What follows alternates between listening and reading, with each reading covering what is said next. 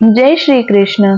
आज हम सभी देव प्रबोधिनी एकादशी के महात्म्य को श्रवण करेंगे। ओम नमो भगवते वासुदेवाय। ब्रह्मा जी बोले, हे मुनि श्रेष्ठ, अब पापों को हरने वाली, पुण्य और मुक्ति को देने वाली एकादशी का महात्म्य सुनिए। पृथ्वी पर गंगा की महत्ता और समुद्रों तथा तीर्थों का प्रभाव तभी तक है जब तक कि कार्तिक की देव प्रबोधिनी एकादशी तिथि नहीं आती।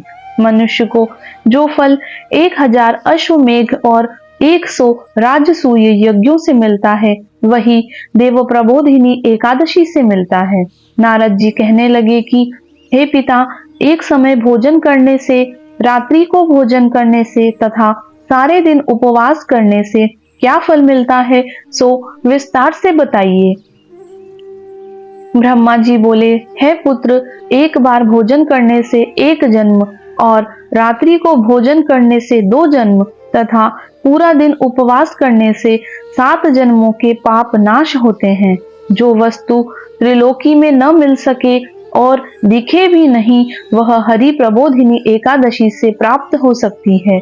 मेरु और मंदराचल के समान भारी पाप भी नष्ट हो जाते हैं तथा अनेक जन्म में किए हुए पाप समूह क्षण भर में भस्म हो जाते हैं। जैसे रुई के बड़े ढेर को अग्नि की छोटी सी चिंगारी पल भर में भस्म कर देती है। विधि पूर्वक थोड़ा सा पुण्य कर्म बहुत फल देता है, परंतु विधि रहित अधिक किया जाए तो भी उसका फल कुछ नहीं मिलता। संध्या न करने वाले नास्तिक, वेद निंदक, धर्म शास्त्र को दूषित करने वाले, पाप कर्मों में सदैव रत रहने वाले, धोखा देने वाले ब्राह्मण और शूद्र, पर स्त्री गमन करने वाले तथा ब्राह्मणी से भोग करने वाले, ये सब चांडाल के समान है। जो विधवा अथवा सधवा ब्राह्मणी से भोग करते हैं, वे अपने कुल को नष्ट कर देते हैं। पर स्त्री गामी के संतान नहीं होती और उसके पूर्व जन्म के संचित सब अच्छे कर्म नष्ट हो जाते हैं। जो गुरु और ब्राह्मणों से अहंकार युक्त बात करता है, वह भी धन और संतान से हीन होता है। भ्रष्टाचार करने वाला, चांडाली से भोग करने वाला, दुष्ट की सेवा करने वाला और जो नीच मनुष्य की सेवा करते हैं या संगति करते हैं, ये सब पाप हरि प्रबोधिनी एकादशी के व्रत से नष्ट हो जाते हैं। जो मनुष्य इस एकादशी के व्रत को करने का संकल्प मात्र करते हैं, उनके 100 जन्मों के पाप नष्ट हो जाते हैं। जो इस दिन रात्रि जागरण करते हैं, उनकी आने वाली 10,000 पीढ़ियां स्वर्ग को जाती है। नरक के दुखों से छूटकर प्रसन्नता के साथ सुसज्जित होकर वे विष्णु लोक को जाते हैं। ब्रह्मत्यादि महान पाप भी इस व्रत के प्रभाव से नष्ट हो जाते हैं। जो फल समस्त तीर्थों में स्नान करने, गौ, स्वर्ण और भूमि का दान करने से होता है, वही फल इस एकादशी की रात्रि को जागरण से मिलता है। हे मुनि शार्दुल, इस संसार में उसी मनुष्य का जीवन सफल है जिसने हरि प्रबोधिनी एकादशी का व्रत किया है। वही ज्ञानी, तपस्वी और जितेंद्रिय है तथा उसी को भोग एवं मोक्ष मिलता है जिसने इस एकादशी का व्रत किया है। वह विष्णु को अत्यंत प्रिय, मोक्ष के द्वार को बताने वाली और उसके तत्व का ज्ञान देने वाली है। मन, कर्म, वचन तीनों प्रकार के पाप इस रात्रि को जागरण से नष्ट हो जाते हैं। इस दिन जो मनुष्य भगवान की प्रसन्नता के लिए स्नान, दान, तप और यज्ञादि करते हैं, वे अक्षय पुण्य को प्राप्त होते हैं। प्रबोधिनी एकादशी के दिन व्रत करने से मनुष्य के बाल, यौवन और वृद्धावस्था में किए गए सभी पाप नष्ट हो जाते हैं। इस दिन रात्रि जागरण का फल चंद्र सूर्य ग्रहण के समय स्नान करने से 1000 गुना अधिक होता है। अन्य कोई पुण्य इसके आगे व्यर्थ है। जो मनुष्य इस व्रत को नहीं करते, उनके अन्य पुण्य भी व्यर्थ ही हो जाते हैं। अतः हे नारद, तुम्हें भी विधि पूर्वक इस व्रत को करना चाहिए। जो कार्तिक मास में धर्म पारायण होकर अन्न नहीं खाते, उन्हें चांद्रायण व्रत का फल प्राप्त होता है। इस मास में भगवान दान आदि से जितने प्रसन्न नहीं होते, जितने शास्त्रों में लिखी कथाओं के सुनने से होते हैं। कार्तिक मास में जो भगवान विष्णु की कथा का एक या आधा श्लोक भी पढ़ते, सुनते या सुनाते हैं, उनको भी 100 गायों के दान के बराबर फल मिलता है। अतः अन्य सब कर्मों को छोड़कर कार्तिक मास में मेरे सन्मुख बैठकर कथा पढ़नी या सुननी चाहिए।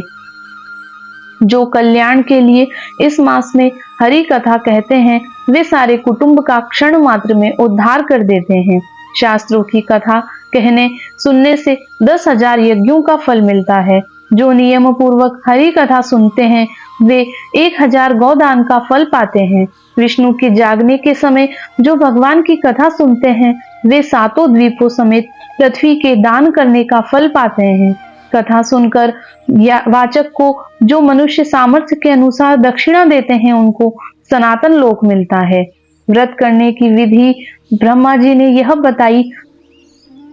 सुनकर नारद जी ने कहा, भगवान इस एकादशी के व्रत की विधि भी कहिए और बताइए कैसा व्रत करना चाहिए।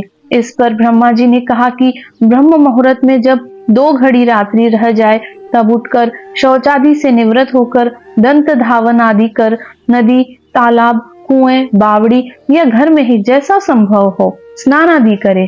फिर भगवान की पूजा करके कथा सुने। फिर व्रत का नियम ग्रहण करना चाहिए।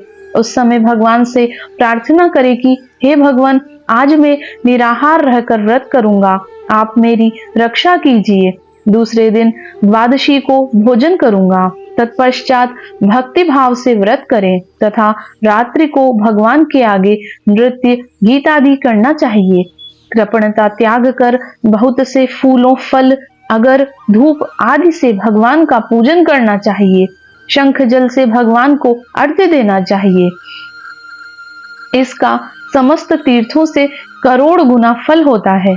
जो मनुष्य अगस्त के पुष्प से भगवान का पूजन करते हैं, उनके आगे इंद्र भी हाथ जोड़ते हैं।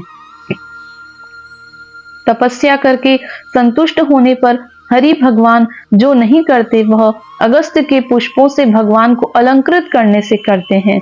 जो कार्तिक मास में बिल्व पत्र से भगवान की पूजा करते हैं, वे मुक्ति को प्राप्त होते हैं। कार्तिक मास में जो तुलसी से भगवान का पूजन करते हैं, उनके 10,000 जन्मों के पाप नष्ट हो जाते हैं। तुलसी दर्शन करने, स्पर्श करने, कथा कहने, नमस्कार करने, स्तुति करने, तुलसी रोपण, जल से सींचने और प्रतिदिन पूजन, सेवा आदि करने से 1000 करोड़ युग पर्यंत विष्णु लोक में निवास करते हैं। जो तुलसी का पौधा लगाते हैं, उनके कुटुंब से उत्पन्न होने वाले प्रलय काल तक विष्णु लोक में निवास करते हैं। तुलसी रोपण का महत्व है कि हे मुनि, रोपी गई तुलसी जितनी जड़ों का विस्तार करती है, उतने ही 1000 युग पर्यंत तुलसी रोपण करने वाले सुकृत का विस्तार होता है। जिस मनुष्य की रोपणी की हुई तुलसी जितनी शाखा, प्रशाखा, बीज और फल पृथ्वी में बढ़ते हैं, उसके उतने ही कुल जो बीत गए हैं और जो होंगे 2000 कल्प तक विष्णु लोक में निवास करते हैं। जो कदम्ब के पुष्पों से श्री हरि का पूजन करते हैं, वे कभी यमराज को नहीं देखते। जो गुलाब के पुष्पों से भगवान का पूजन करते हैं, उन्हें मुक्ति मिलती है। जो वकुल और अशोक के फूलों से भगवान का पूजन करते हैं, वे सूर्य, चंद्रमा रहने तक किसी प्रकार का शोक नहीं पाते। जो मनुष्य सफेद या लाल कनेर के फूलों से भगवान का पूजन करते हैं, उन पर भगवान अत्यंत प्रसन्न होते हैं। और जो भगवान पर आम की मंजरी चढ़ाते हैं, वे करोड़ों गायों के दान का फल पाते हैं। जो दूब के अंकुरों से भगवान की पूजा करते हैं, वे 100 गुना पूजा का फल ग्रहण करते हैं। जो शमी के पत्र से भगवान की पूजा करते हैं, उनको महाघोर यमराज के मार्ग का भय नहीं रहता। जो भगवान को चंपा के फूलों से पूजते हैं, वे फिर संसार में नहीं आते। केतकी के पुष्प चढ़ाने से करोड़ों जन्म के पाप नष्ट हो जाते हैं।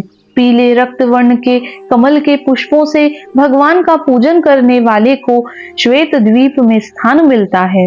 इस प्रकार रात्रि को भगवान का पूजन कर प्रातः काल होने पर नदी पर जाएं और वहां स्नान, जप तथा प्रातः काल के कर्म करके घर पर आकर विधि पूर्वक केशव का पूजन करें।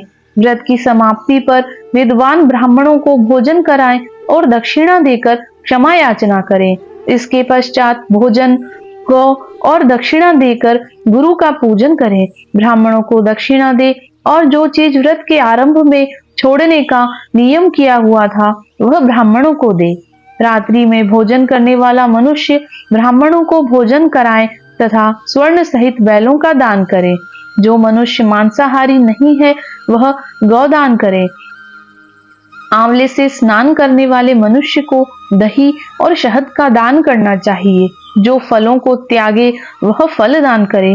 तेल छोड़ने से घृत और घृत छोड़ने से दूध, अन्न छोड़ने से चावल का दान किया जाता है। इसी प्रकार जो मनुष्य भूमि शयन का व्रत लेते हैं उन्हें शैया दान करनी चाहिए। साथ ही तुलसी सब सामग्री सहित देना चाहिए। पत्ते पर भोजन करने वाले को सोने का पत्ता घृत सहित देना चाहिए। मौन व्रत धारण करने वाले को ब्राह्मण और ब्राह्मणी को घृत तथा मिठाई का भोजन कराना चाहिए। बाल रखने वाले को दर्पण, जूता छोड़ने वाले को एक जोड़ जूता, लवण त्यागने वाले को शर्करा, मंदिर में दीपक जलाने वाले को तथा नियम लेने वाले को व्रत की समाप्ति पर ताम्र अथवा स्वर्ण के पत्र पर घृत और बत्ती रखकर विष्णु भक्त ब्राह्मण को दान देना चाहिए। एकांत व्रत में 8 कलश वस्त्र और स्वर्ण से अलंकृत करके दान करना चाहिए। यदि यह भी न हो सके तो इनके अभाव में ब्राह्मणों का सत्कार कर सब व्रतों को सिद्ध करने वाला कहा गया है। इस प्रकार ब्राह्मणों को प्रणाम करके विदा करें। इसके पश्चात स्वयं भी भोजन करें। जिन वस्तुओं को चातुर्मास में छोड़ा हो उन वस्तुओं की समाप्ति करें अर्थात ग्रहण करने लग जाएं। हे राजन, जो बुद्धिमान इस प्रकार चातुर्मास व्रत निर्विघ्न समाप्त करते हैं वे कृतकृत्य हो जाते हैं और फिर उनका जन्म नहीं होता। यदि व्रत भ्रष्ट हो जाए तो व्रत करने वाला कोढ़ी या अंधा हो जाता है। भगवान कृष्ण कहते हैं कि राजन, जो तुमने पूछा वह सब मैंने बतलाया है। इस कथा को पढ़ने और सुनने से गौदान का फल प्राप्त होता है। बोलिए कृष्ण कन्हैया लाल की जय।